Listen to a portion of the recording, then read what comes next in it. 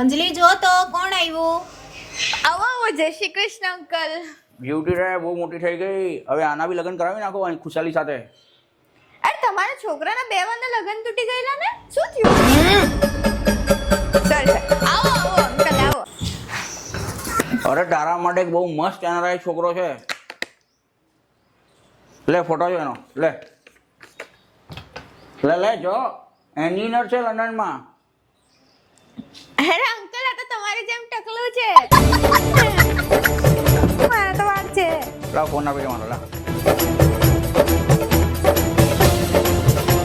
અરે આ બધું બરાબર છે, પણ તને કચરું પોતું કે જમવાનું બનાવતા આવડે છે?